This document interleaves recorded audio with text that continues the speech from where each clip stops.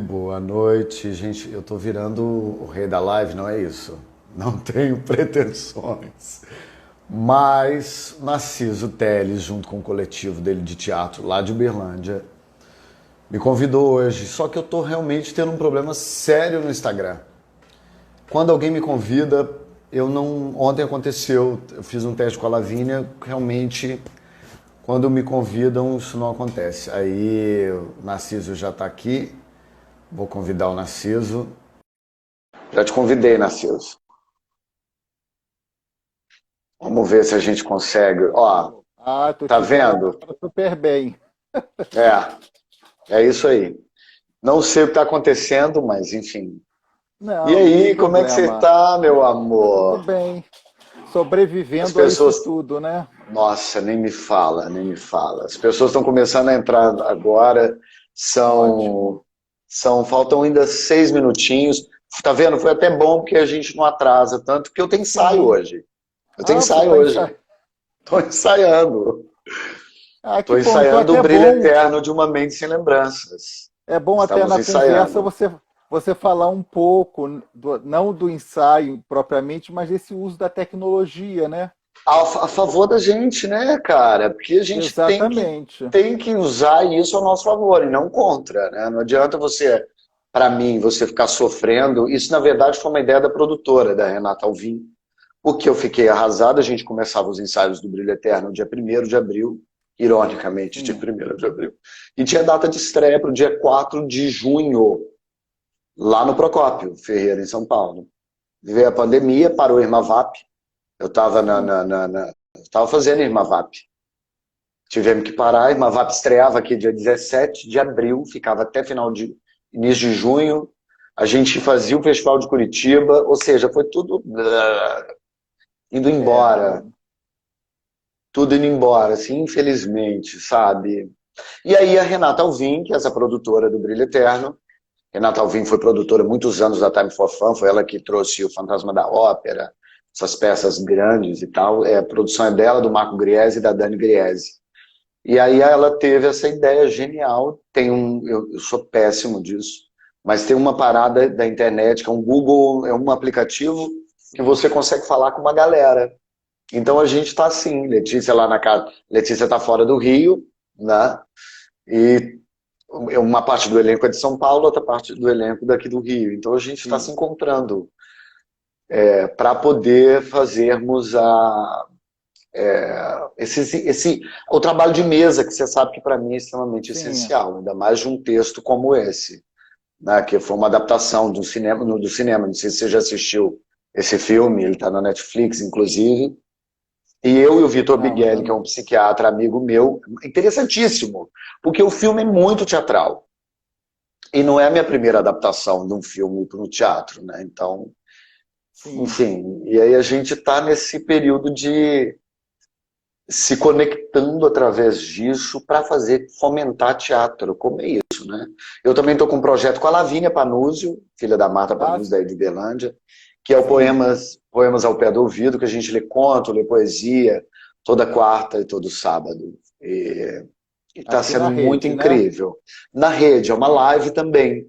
Toda quarta e sábado, 10 horas da noite, a gente começa, a gente lê poemas, canções e textos, cenas de teatro, entendeu? Então, isso tem sido incrível, assim. Agora, que pena você não conseguir. Ou é meu celular, ou é o Instagram, eu não Não, sei. mas não há problema. Bem, vamos conversar aqui. Eu já estava conversando Vamos. aqui com Farjala, um parceiro, um amigo de teatro de longa data. Então, para a gente do Núcleo 2, é uma alegria concluir esse primeiro mês do projeto Abocamentos, que na verdade são encontros com colegas de teatro, para que a gente mantenha essa conversa teatral viva, né? Enquanto muitas vezes a gente vê aí na imprensa, em alguns órgãos, anunciando quase a morte do teatro, o fim do teatro, a reinvenção do teatro, enfim, tudo isso que virá. Então a gente criou esse projeto no Núcleo 2 para manter essas conversas sobre teatro, a partir de vários convidados, e hoje a gente recebe Farjala, diretor de teatro, de cinema, uma pessoa queridíssima, que eu fico muito contente de poder estar aqui com você mais uma vez, né, compartilhando Ah, aí meu essa Deus, trajetória Narciso. de trabalho, de prêmios, né, esse reconhecimento que a classe, a crítica vem ao longo dos anos dando ao seu trabalho. Então, a ideia é a gente conversar, Farjalo, um pouco sobre teatro, tem umas perguntas que quem nos acompanha nas lives, né, a partir do perfil de cada um, vai trazendo. Então, passo a bola para você, te agradecendo muito. Nossa, Narciso, você com essa entrada, assim, você iniciou toda a minha carreira, né? Você deu um passo, você deu um pontapé, você tem um papel fundamental na minha formação, no artista que eu sou hoje, vem muito do que você me provocou, me proporcionou como professor, como amigo, como gestor, né? A gente era gerido por você ali, enfim. Eu fico honrado e eu falo isso sempre para você que a gente se encontra, porque é verdade para mim, para onde eu vou. Eu não tenho vergonha de dizer que eu sou de Catalão, interior do Goiás. Aliás, minha mãe acabou de entrar. Eu não tenho vergonha de dizer que eu sou formado em artes cênicas pela Universidade Federal de Berlândia. Eu não tenho vergonha de nada disso. Pelo contrário, eu tenho um maior orgulho, uma maior honra de ter feito parte de um processo de formação que não foi fácil, né? Porque a gente passou por várias coisas durante o curso. Por você, seu Fábio Nogueira, lá de Presidente Prudente, queridíssimo, também tem papel importantíssimo na minha formação aí. E aí eu falo que o que você me pedir, onde eu estiver no mundo, você pode ter certeza que eu vou sempre até você. Não é aquele papo, te devo muito pelo que você fez por mim, não tem nada disso. Pelo contrário, pelo profissional que você é e que você me ensinou a ser. Entendeu? Então, isso é Obrigado. muito importante para mim. Fico Obrigado. muito honrado. E fico feliz também, só um adendo, de vocês aí, da sua companhia de teatro, do seu núcleo, que eu adoro esse nome, fazer, se envolverem com isso nesse momento, assim, e tentar fazer o circo girar, entendeu? A coisa acontecer, essa dança, essa ciranda, essa roda, não parar, porque não podemos parar. Até porque nós somos os primeiros, né? Não fomos os primeiros a parar na pandemia, mas seremos os últimos a voltar, isso pode ter certeza, assim. Eu sou muito otimista, tá? Eu tô achando que tudo vai Que passar bom. logo, vai acabar com essa merda e foda-se. Desse nosso tempo de convívio, né? Eu acompanhei vários das suas produções, mas tem uma pergunta aqui que eu quero começar com ela, que é sobre o nosso querido Nelson Rodrigues, né? Nelson, acho que participou da sua trajetória aí inúmeras vezes, talvez Sim. ainda seja muito vibrante. E aí eu te pergunto, você ainda vê as questões das obras do Nelson como algo a dizer para o mundo de hoje, para as questões hoje colocadas? Narciso, você sabe que onde eu vou as pessoas me fazem essa pergunta, assim, eu acho essa pergunta fundamental porque o Nelson primeiro, ele é um pensador, né, para mim, assim, as obras, eu montei das 17 11, cadê você? Não tô te vendo, Narciso? Alô? Narciso? Caiu a internet dele. Narciso, ou foi a minha? Alguém tá me ouvindo aí, gente? Por favor? Ah, ele caiu, vamos ver se ele vai entrar de novo.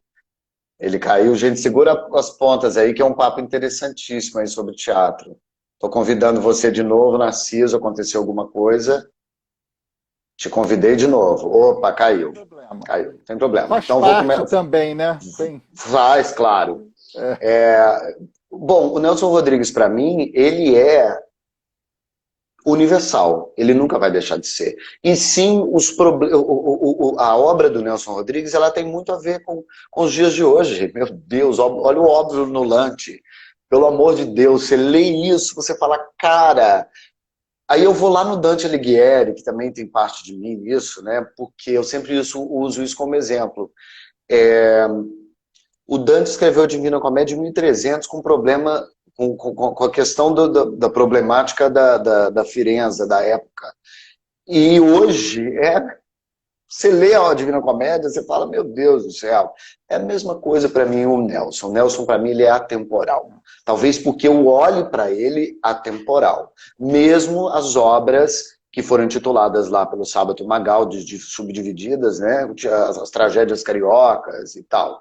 Porque eu sou apaixonado pelas obras míticas, né? Que é Anjo Negro, Álbum de Família, Senhora dos Afogados de Doroteia. Mesmo a Doroteia, que eu montei lá com a Rosinha, com a Letícia Spiller e com a Alexa, um grande elenco, eu vejo questões de hoje, né? Essa coisa da gente fazer, tá vivendo ligado ao mundo do exibicionismo, né? Desse lugar que a gente busca. Vamos pegar A Mulher Sem Pecado, que é um texto que eu amo de paixão e que eu fiz no cinema, né? A Mulher Sem Pecado também fala dessa coisa do aprisionamento do ser humano, do amor de um pelo outro, que é o que a gente também vive nos dias de hoje. Então, acho que ele não deixa de ser temporal, sabe? Assim como Shakespeare também. Não consigo não ver isso. E sou muito amigo do Sacha Rodrigues, que foi neto dele, sei coisas particulares do Nelson. Aconteceu, né, Narciso? Porque, imagina, o meu primeiro Nelson Rodrigues foi com a direção do Paulo Merizio, que foi o Sete Gatinhos, que você fazia o Noronha e que eu fiz o Bibelô. Isso. Né? Foi meu primeiro contato com o Nelson. E eu achava um saco o Nelson Rodrigues, eu achava um saco. Só que quando eu li o álbum de família, que foi ali por causa do projeto da Claudinha Miranda, que eu nem sei se chama mais Cláudia Miranda, eu fiquei enlouquecido. E aí veio o meu processo, né? Que foi, eu nunca vou me esquecer, porque ninguém tinha coragem de ficar pelado, né, na UF. E eu ainda não era professor.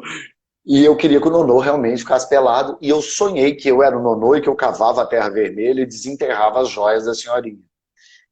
Falei, cara, eu vou fazer, vai ter terra vermelha, é um corredor. Então esse processo da minha vida, que é o Nelson, veio muito através da simbologia e dos significados que o Nelson Rodrigues tem na minha vida, assim, sabe? Essa semana mesmo, semana passada, foi aniversário da Letícia Bichroyer, e foi por causa dela que eu montei Senhora dos Afogados, que ela me pediu um trabalho e tal. Letícia é uma modelo linda, 3 metros de altura, e todo mundo está acostumado a vê-la linda, e sendo modelo, atriz modelo, essa coisa piegas que a nossa profissão traz também. Sim. E aí eu falei, tem o Paulo, porque a Silvana naquela época tinha feito o Paulo, essa coisa, e ela falou, não, eu quero fazer, vou fazer, vamos fazer, vamos fazer. E aconteceu, né? O Nelson, ele te propõe isso, mas aí o que eu fiz? Peguei a Senhora dos Afogados e levei lá para Pernambuco. Então todos tinham um sotaque pernambucano, menos a personagem da Alexia, Dona Eduarda. Então, e trouxe muita referência do carnaval pernambucano para dentro da Senhora dos Afogados. Imagina a Laúça. Então, isso, o Nelson pode fazer isso. Você imagina que os Sete Gatinhos eu montei dentro de uma casa no Maitá, Narciso. Eu montei os Sete Gatinhos, a experiência. Eu levava 1 hora antes de começar o espetáculo, as pessoas entravam para assistir o antecedente da ação dramática da obra. Então, Noronha tomando banho para ir trabalhar, e a Dona Araci batendo um bolo, as meninas no quarto se raspando, uma a outra saindo do banheiro de toalha, o cotidiano daquela família. Imagina o exercício para o ator. O Nelson é isso para mim. Sim. O exercício do ator. E aí você vai falar do Nelson, você mexe com a minha alma, por quê? Veja bem. O Brilho Eterno de uma Mente Sem Lembranças, eu não sei se as pessoas assistiram. Gente, beijo em todo mundo, eu não consigo responder todo mundo que está mandando coisas aí. Depois o Narciso vê. O Brilho Eterno, você assista a esse filme. Ele se passa na cabeça, o filme, 80% do filme se passa na cabeça do personagem do Joel. O Joel. Por quê? Ele decide, a ex-namorada dele, a namorada dele decidiu apagar ele da memória. Então ela foi numa clínica e decidiu apagá-lo. Então eu tenho o plano da realidade, o plano da mente dele e o plano da loucura de tudo aquilo. Isso te lembra o quê? Vestido de noiva. Peguei o vestido de noiva. Exatamente. E fundi com o Brilho Eterno de uma Mente Sem Lembranças para poder fazer o filme virar teatro. E aí você veja bem, né? O Nelson tem muito aquela coisa de descrever nas rubricas, uma coisa que eu vou muito contra ele, né? Não sei se você se lembra do meu processo, Sim. que você já acompanhou algum, então eu não acredito muito na rubrica dele, mas agora começa a olhar para as rubricas, olha, para você ver que interessante, porque eu quero quebrar um pouco essa coisa do barroco no meu trabalho. Eu quero tirar um pouco do barroco que o meu trabalho envolve, assim, eu tenho muito isso, né? Acho que é o ser interiorano, enfim. Então, o Brilho Eterno é a minha ruptura com o barroco, a encenação. Espero que eu tenha te Agora respondido. você falando um pouco nessa dimensão do teatro, do cinema e dessas suas experiências também no cinema, né? Como é que você, uma das perguntas que apareceram aqui é como é que você vê esse lugar do diretor no teatro, no cinema, na televisão, se você vê modos diferentes de abordagem ou não, né? Já que você está sempre, de alguma maneira, criando algum tipo de conexão, né? Entre esses Então, Narciso, campos. essa pergunta é ótima também, porque você vê, eu me formei na Federal de Uberlândia, imagina, curso de artes cênicas, que era um bebê. Hoje já é um adolescente o curso, né? Não é adulto ainda, mas já é um adolescente.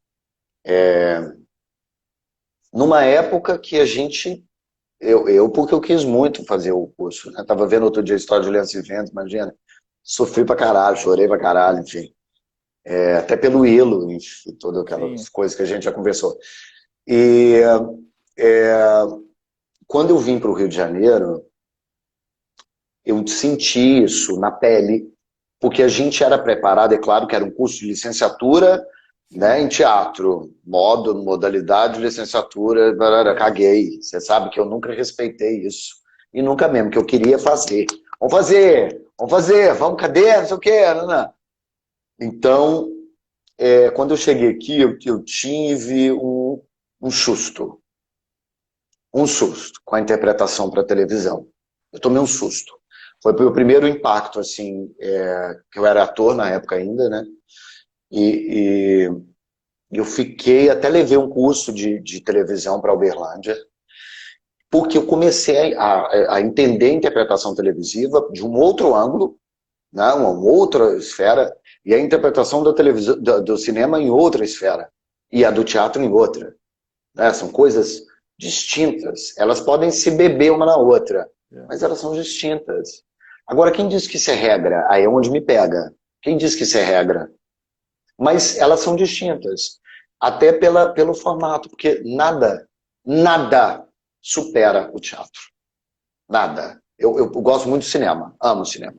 Mas nada supera o teatro, porque o teatro, ele é aquilo que eu sempre falo, é a forma mais objetiva da arte que existe. Porque ele nasce e morre todo dia. Olha que coisa linda. Ele nasce e morre, porque ele começa ali e termina lá, né, começa às 7 da noite, termina 9, 10 horas, acabou. Ele foi só aquele momento, aquele estado. E isso, para outro ator, é fascinante. Porque você tem que contar com os erros, inclusive. Né? O ator do teatro tem que ser Exatamente. perito no improviso. Eu me esbarrei em vários atores de televisão que não sabem improvisar.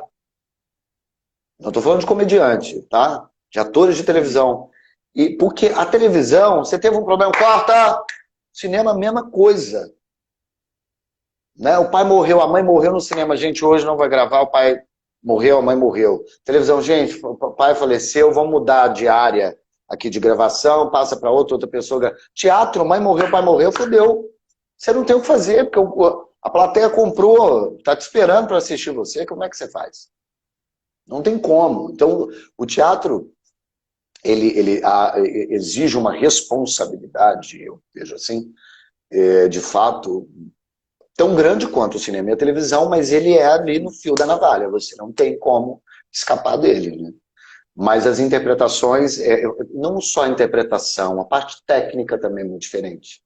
A parte técnica do cinema é diferente da televisão, que é diferente do teatro. Sabe, são três lugares completamente distintos. Mas veja bem, se podem comungar um com o outro aí. E agora a gente vai entrar também nesse espaço das redes sociais, né? Que a partir desse momento, com certeza, vai haver Que é a também, internet, como é que é o teatro agora? Mas eu vou te contar um né? negócio. Zé Celso já fazia isso. O Zé já fazia isso, cara. O Zé, você entrava no site deles da oficina e assistia, pagava uma quantia lá e assistia ao vivo. Cacilda, Terra, Sertões, você assistia ao vivo. O Zé sempre à frente, né? Sempre à frente. O Zé fazia isso. O Zé fazia isso, porque ele tem essa gana com as coisas, com o meio de comunicação e tudo mais. Então, acho que é mais ou menos isso. Ou, por exemplo, que nem a produção do Brilho Eterno, a gente sentando sempre, falando, então como é que vai fazer? Vamos voltar, volta, aí volta o teatro. Então tá, porque o que acontece? Eu descobri uma fórmula, né, de fazer um tipo de teatro, que são atores famosos, que dá dinheiro, que eu tenho bilheteria, né? Tenho renda de bilheteria e então imagina, eu estou numa casa como o Oi Casa Grande aqui do Rio, que não chama mais Oi Casa Grande, é Casa Grande. O Casa Grande, que tem 1000 lugares quase, né? O ingresso é R$ 190, vamos lá. E aí, uma produção como a Irmavap, o Ministério de Irmavap. E aí, se tem, vamos jogar 1000 lugares, a gente vai ter que vender 500 lugares, tá? E não mais esse preço, esse valor agora. Não vai poder mais ser esse valor. Não dá. Estou falando de um valor de realidade de capital, né? Sim. Então, como a gente aí vai né, receber na porta um kitzinho com a máscara para a pessoa que comprou o ingresso, com álcool em gel, a pessoa entra, bota a máscara, e sempre em grupos. Por que só 500 lugares? Porque as pessoas elas vão salteadas, né? Elas não vão sentar mais todas juntas, aglomeradas. Então, isso para mim é uma solução, uma das soluções, assim, para que a coisa possa fluir, né, Narciso? Porque a gente precisa sobreviver, cara. Sim, mas aí vou te provocar então, que você também já foi ou ainda é um leitor do Arthur, né? Quando a gente fala na peste ou no contágio, essa Cara, eu tô com um metáfora livro desse. de, Você leu de aquela Bíblia pensar. maravilhosa? Ah, desculpa te interromper, porque eu vou falando Não, de teatro, eu vou ficando louco. não, mas vamos lá. Quando você fala essa metáfora que ele vai usar da peste ou do contágio, né? Que agora é muito forte por conta da pandemia, pensando um pouco nessa asepsia, né? Acaba assim, pra gente, não é? A gente vai transformar o teatro num lugar asséptico, por exemplo, perder a potência do contágio, né? Ou para onde, né? Eu acho que são inquietações, a gente não tem resposta. Sim, claro, Essa você sua sabe que fala essa. me provocou Então, a mas gente é a. isso. Mas eu vou te dizer uma coisa, não vai ser asséptico nesse sentido. O ator, quando ele fala do teatro é a peste, ele fala que Sim, ele provocar o quê? Ele quer que as pessoas saiam do lugar comum e sejam imbuídos por um sentimento que seja maior do que o sentimento cotidiano. Todos esses anos de estudo dele, eu acabei crendo isso. Então, você não vai estar no lugar comum quando você vai ao sim. teatro. Então, você vai ser levado para um outro lugar, principalmente no quesito som e luz, tá? Principalmente no quesito som e luz, porque através do som e da luz você faz o deslocamento espacial, do retratar que ele fala do corpo, da linguagem do corpo e tudo mais. Essa mulher, que eu esqueci o nome dela, desse livro, dessa Bíblia, ela é fantástica, essa francesa. Deixa eu pegar ele Sim, aqui. que é quase uma biografia, né? Aquele Não, são ex-prisioneiro, teses, não é? é a tese dela de mestrado, Hum. doutorado e blá, blá, blá. Esse, ó. Ah, tá. Ex-Arthur. Sim, Isso aqui é da Florence Demirio. Isso aqui é uma dádiva, tá? Isso aqui é caro, mas ele é necessário. sim, Isso aqui é necessário, isso aqui não tem como. Estudantes de teatro, professores, ótimo. diretores, atores, ex-Anton Artaud. É uma coisa que não tem explicação, esse negócio. Me dá uma agonia isso aí. Inclusive, eu ia ler um capítulo dela, que ela fala sobre o teatro e a peste com a Lavínia, que eu ia ler no Poemas ao Pé do Ouvido, eu falei, melhor não. Porque é completamente desconecto com a realidade e é como ele vê a realidade através disso, né? Essa questão Sim. do vírus para ele, que você acabou de colocar, é uma questão de até a peste, é uma questão que ele gostaria de ver realmente as pessoas sofrendo por causa disso, mas não é só sofrendo fisicamente, porque isso eleva você intelectualmente para um outro pensar em um outro lugar. Exatamente. Esse é a grande sacada, entendeu? Esse é Exatamente. o lugar que eu acho que é importante e que você sempre falava para nós ali quando ia falar de ator.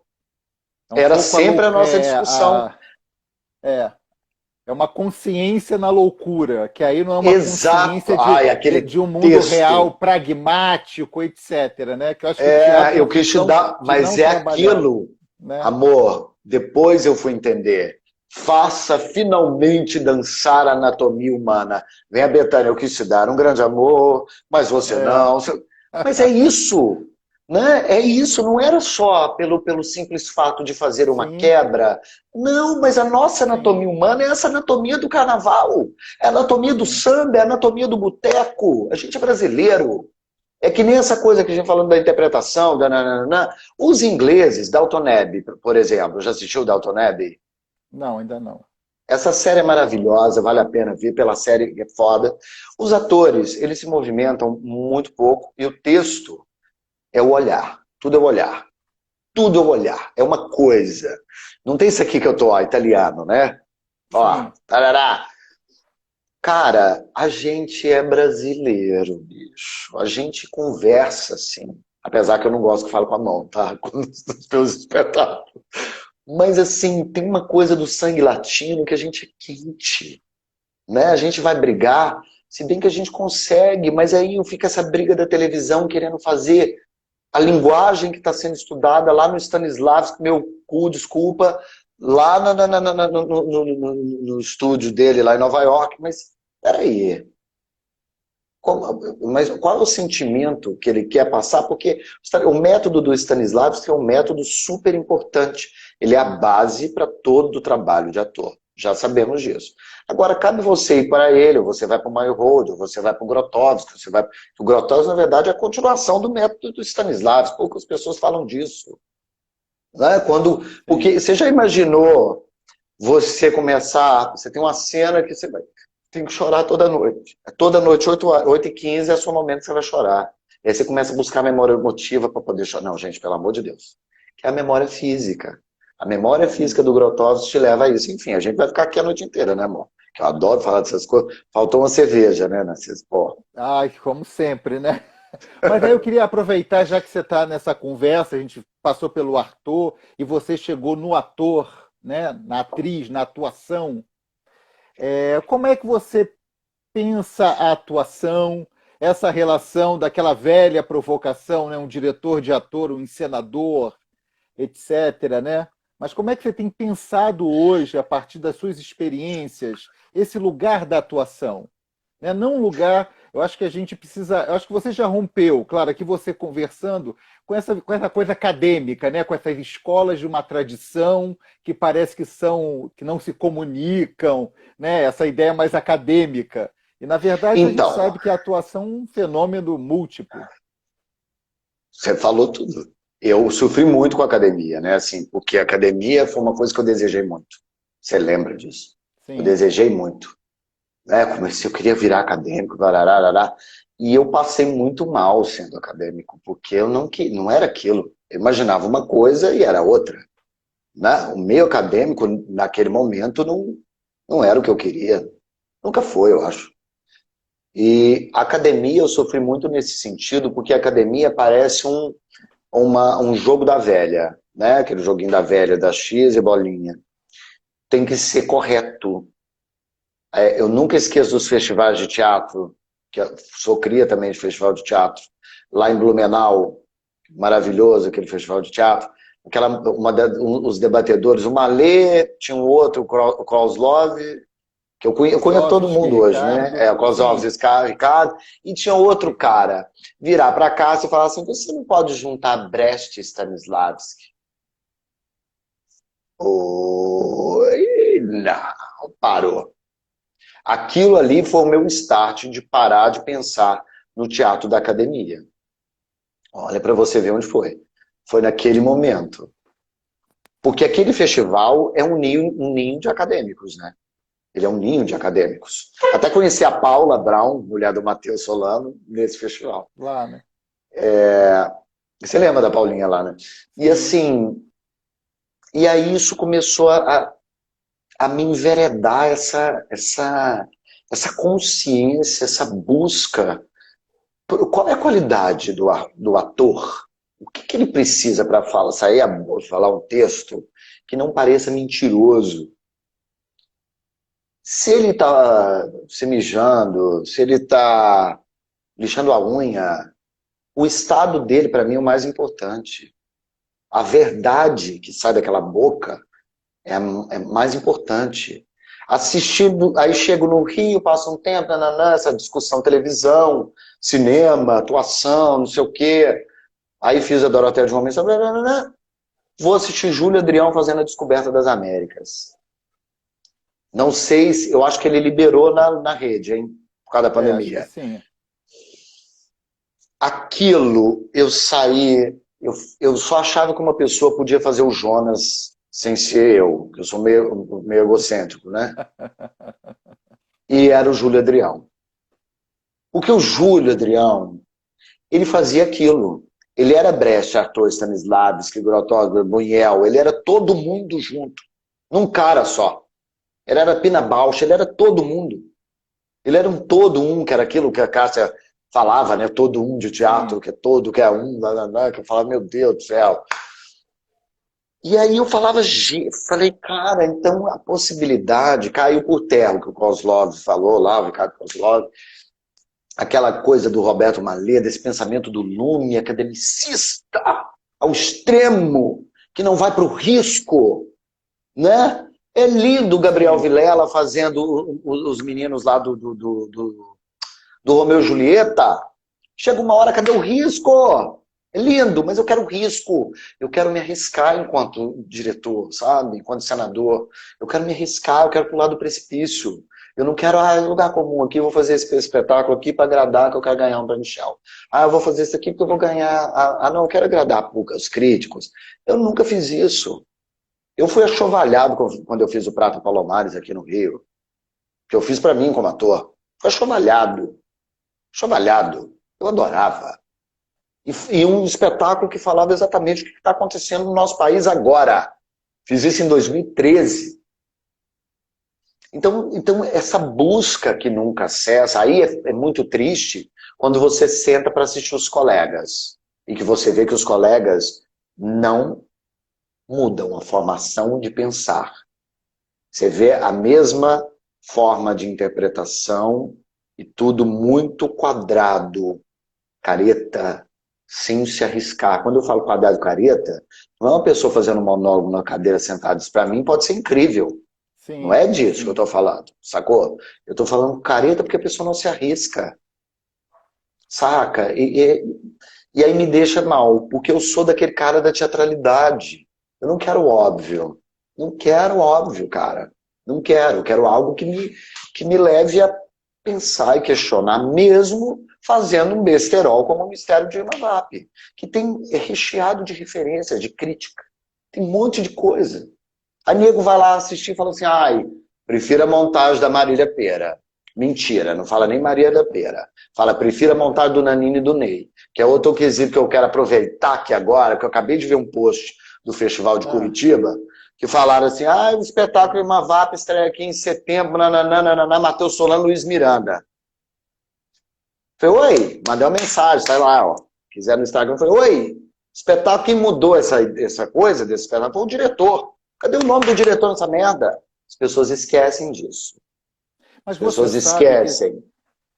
Que talvez, Jorge, Farjal, tem uma coisa da nossa cultura. Vou dizer por quê. Se você vai a Buenos Aires, e Buenos Aires manteve ainda a tradição dos estúdios, dos diretores, você vai no Esportivo Teatral, vê o que o Ricardo Bartista está encenando, com aqueles atores, alguns que continuam com ele em vários projetos. E assim vai. Quer dizer, as figuras dos diretores, eles mantêm um elo junto com os atores, e muitas vezes com os dramaturgos, né? Eles estão juntos. Isso, mas eu digo que para nós aqui no Brasil, sim, mas para você ver, o espetáculo Vale o Luiz e o Matheus. Por favor, um festival de teatro como Curitiba, que é o maior festival de teatro da América Latina, falar uma coisa dessa, gente, entendeu? Pô, né? É que nem uma crítica da Imavap que diz que O Mistério de uma Vap da Marília era dos atores. E o meu era meu, do encenador. Não é isso. É como fazer aquilo virar outra história. Entendeu? É como pegar um Nelson Rodrigues hoje. Como você vai fazer? Fajala, como é que você monta álbum de família hoje? Eu vou falar sinceramente, eu não sei. Não sei. Não sei. Porque eu acho que eu já fui num lugar com um álbum de família que... Sacou? Eu fui capaz de remontar a Senhora dos Afogados. Por quê? Porque na Senhora dos Afogados, que foi feita aí na UFO, eu não tava... Eu fiquei metade aqui no Rio, a outra metade foi em Ariadne, com o Guilherme, com alguém que terminou de dirigir a Senhora dos Afogados. Então eu não tinha aquela... mas eu também não tinha. E é verdade, uma coisa que eu brigava com você pra caralho, né? Que eu falava, Narciso, para! Narciso é... E você falava, é o tempo. Você tem calma. Você vai enxergar aqui uma coisa... E lá, quando você tiver mais velho, você vai enxergar outra, e é ali quando você tiver... E é fato. Não tem jeito. Falamos de atores. Eu demorei para entender que o físico é importante.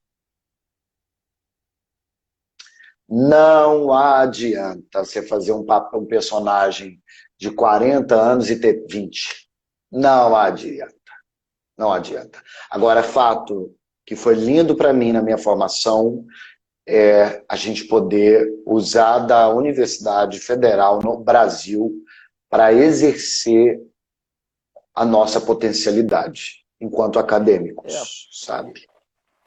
E vou pegar essa sua fala e para a gente também conversar um pouco sobre isso. O que você vê? No México, a UNAM, que é a Universidade Nacional do México, seria a nossa USP ou FRJ, vários artistas da cena, profissionais da cena, têm um vínculo direto com a universidade. São convidados para dirigir trabalho, vão lá fazer oficinas. Quer dizer, então não tem... Muitas vezes a universidade é coprodutora de alguns espetáculos, porque dentro daquele elenco tem alguns que são alunos ainda, mas é um elenco já profissional. Quer dizer, você tem uma mistura maior desses dois espaços, no sistema teatral profissional e o sistema universitário. E aqui no Brasil isso ainda é muito apartado.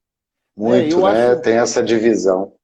E muitas vezes a universidade tem uma estrutura, salas de ensaio possíveis para receber as produções. Que quem está de fora não parcerias. Tem. Exatamente. Quer dizer, numa situação que a gente tem hoje, da própria produção, eu acho que isso é uma coisa interessante a partir de outros modelos da Latinoamérica, né? Não estou falando de Europa, estou falando daqui, né?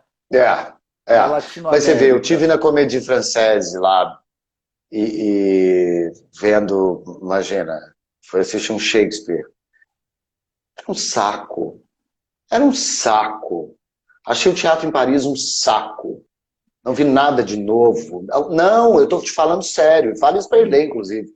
Falo para ela. Achei isso um saco metódico, verborrágico pra caralho. Sabe? Porque não era uma coisa, uau, Molière no supermercado. Eu nunca esqueço da Ilê falar isso. Bicho, mas é uma coisa assim... Cara, eu fui assistir o Doente Imaginário no Teatro do Molière. Gente, eu queria sair em 5 minutos de peça. Quando começou, falei, caralho, vai ser foda. Começou com Beatles. Um cenário todo branco, uns figurinos incríveis. De repente... Nossa, queria morrer.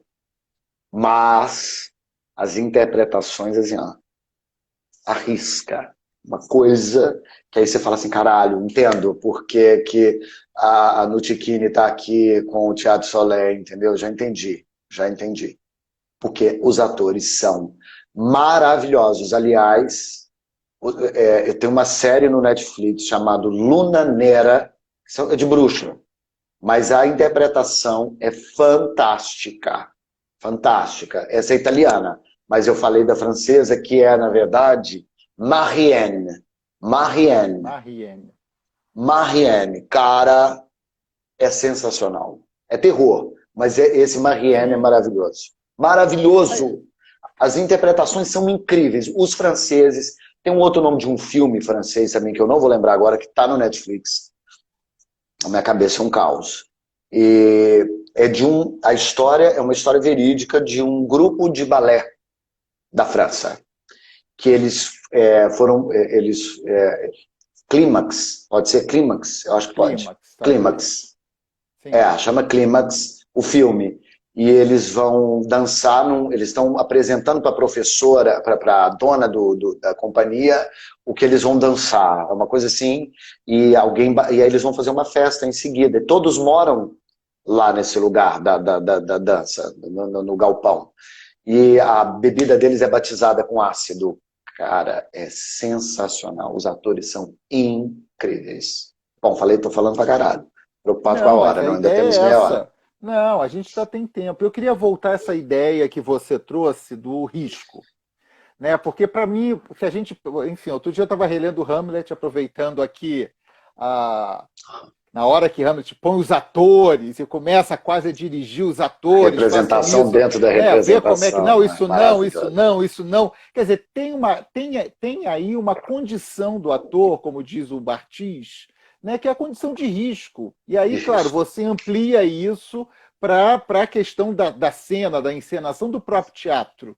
Né? Eu acho que isso é uma Aham. ideia que a gente não pode perder essa dimensão, porque é isso. Você trouxe a ideia do ator que vai improvisar. Quer dizer, a presença dele, né, um corpo vivo diante de outro corpo vivo, né, numa intercorporalidade de provocações, já é um risco. Né? Você não sabe nessa Tô- esfera que a gente, né, há anos vem conversando, né, vontade, desejo, tesão, tudo que passa aí com todos esses materiais, inclusive a palavra, né?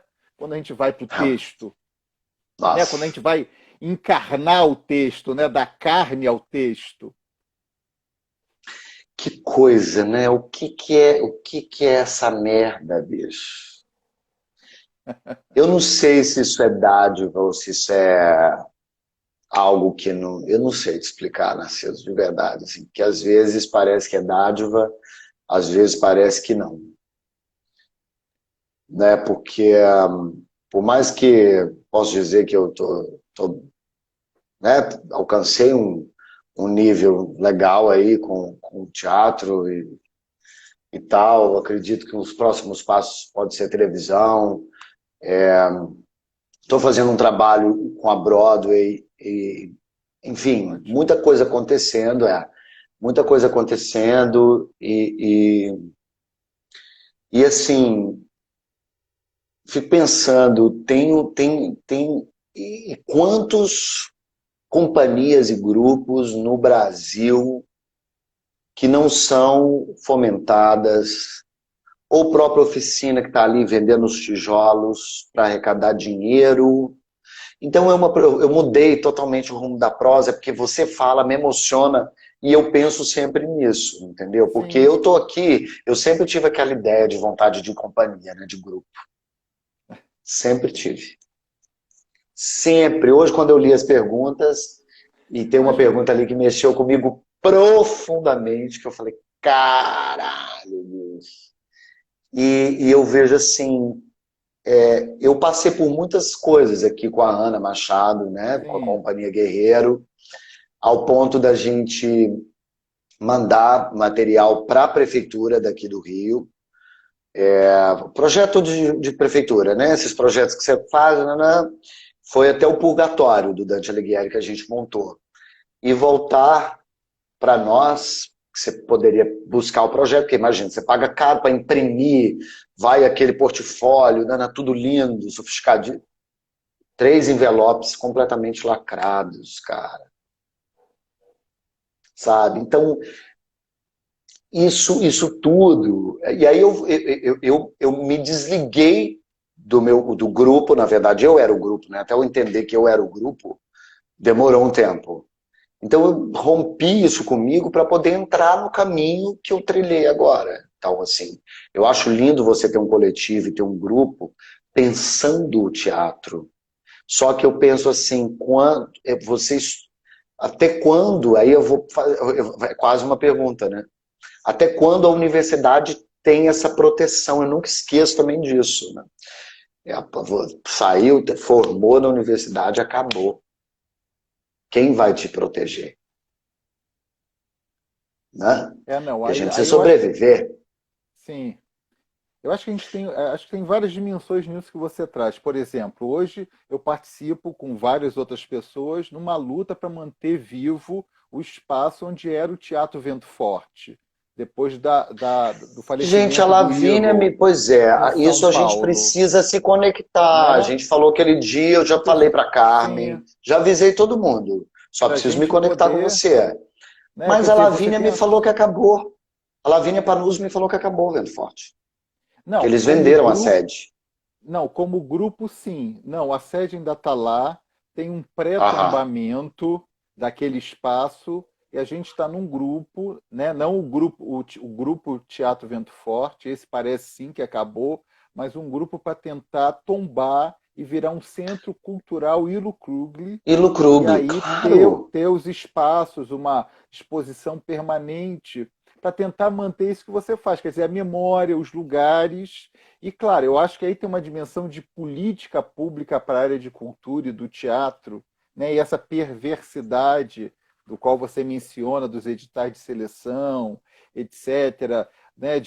Das invisibilidades que existe a todos que fazem teatro no país, dos vários teatros, né, possíveis, enfim. Eu acho que essa é uma dimensão é, importante e eu fico pensando, a partir dessa provocação que você me devolve, né? Eu não sei o que vai ser dos cursos de teatro pós-pandemia. Em pensar em que a gente ainda vai ter um tempo para reabertura dos espaços de cultura e dos espaços de teatro. Quer dizer, reunir pessoas num espaço fechado ou mesmo na rua ainda vai ser uma questão por um tempo, Sim. né? E aí alguém, um jovem que vai escolher esse lugar como profissão, né? Também é uma coisa que esses dias tem me tomado muito o tempo Mas, para pensar. mas eu te lanço outra.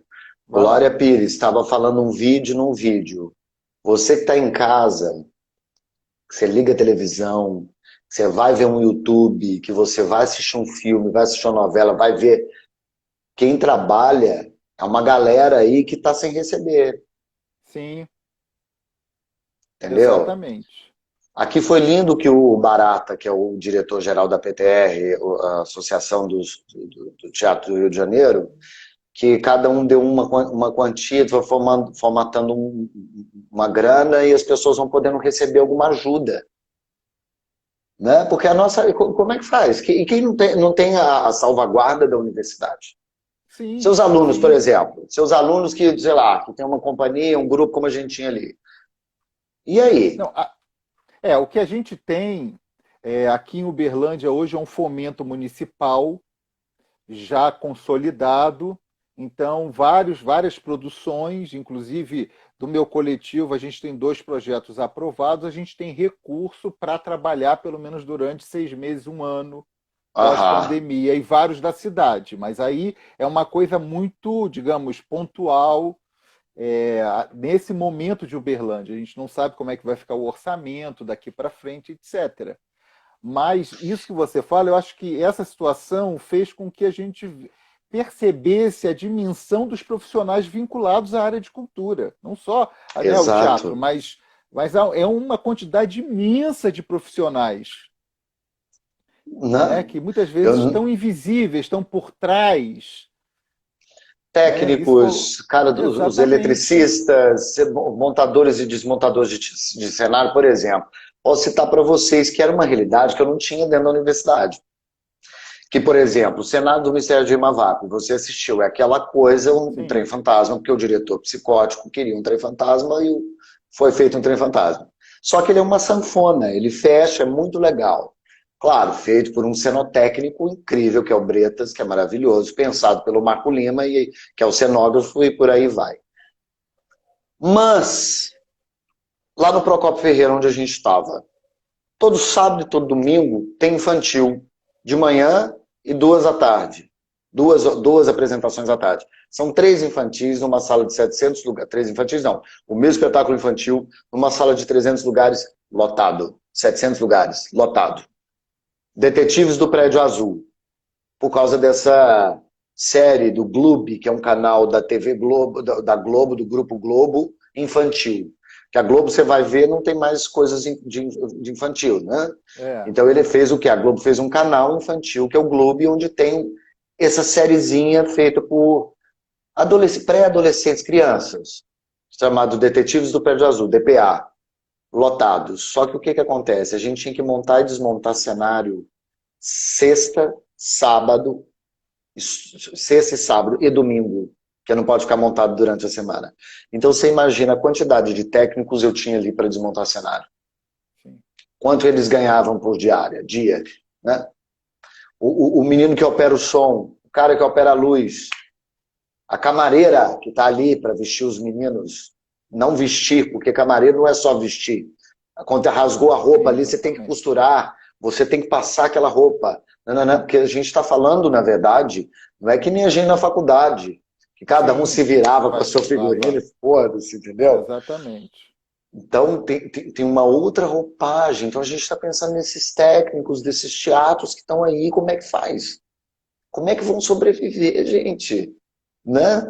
Então, eu me sinto, às vezes, sem braço, sem mão, sem perna, porque eu estou aqui na minha casa, eu fico martelando, eu não paro, você me conhece, você sabe. Sim, O que sim. fazer, o que provocar, eu preciso arrumar uma fórmula de ajudar as pessoas, de conseguir dinheiro, o que eu posso fazer?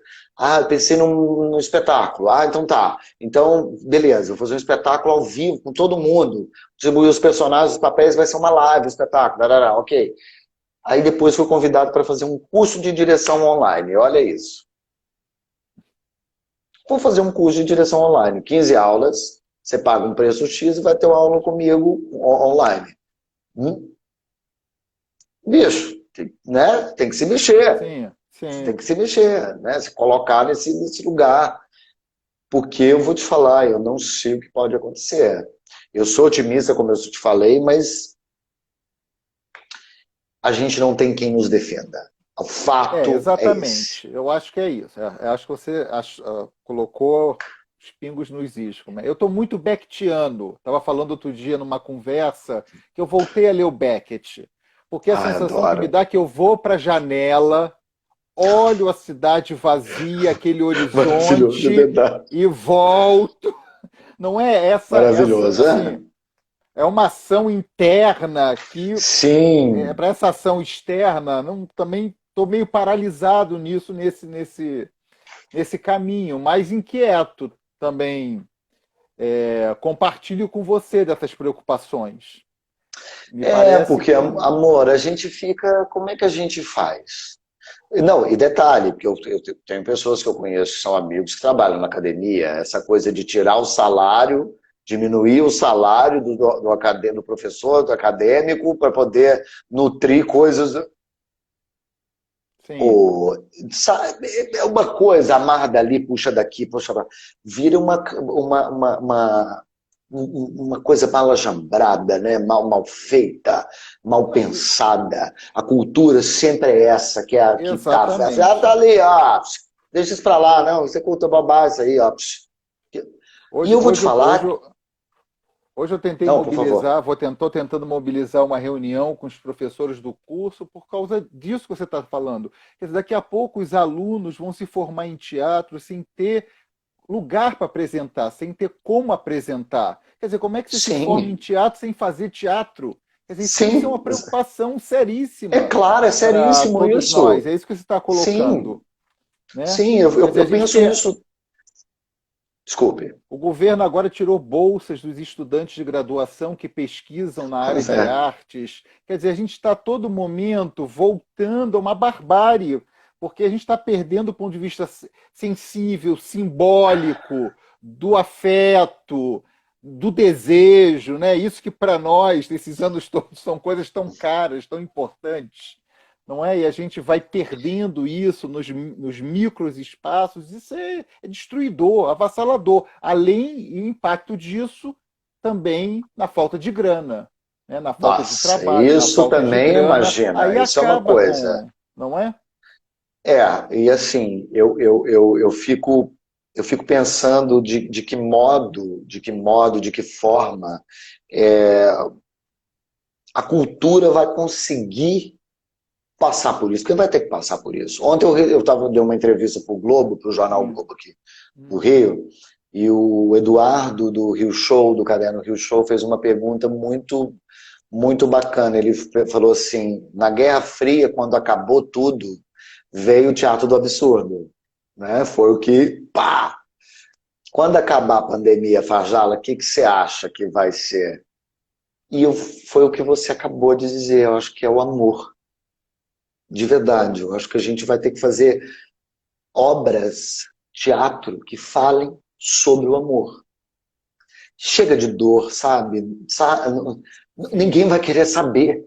Então, acho que assim, quanto mais você falar sobre o amor, sobre o que significa isso para o outro, eu acho que está aí a forma. Eu acho que é um bom pensamento, sabe? O amor.